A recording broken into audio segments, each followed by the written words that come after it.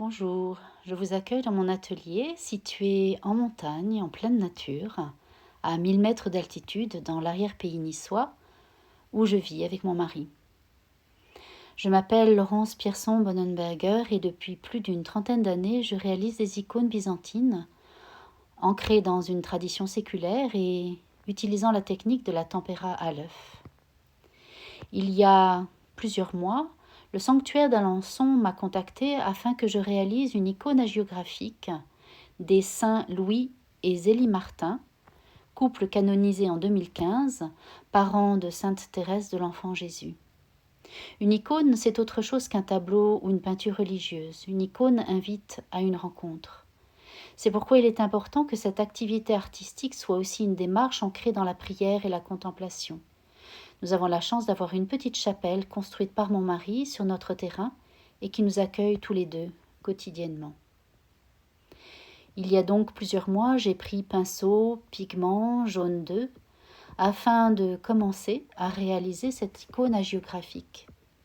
Qu'est-ce qu'une icône hagiographique ? Une icône hagiographique représente, autour du personnage ou des personnages centrales, les éléments importants, les scènes importantes de leur vie, qui sont comme des mini-icônes tout autour.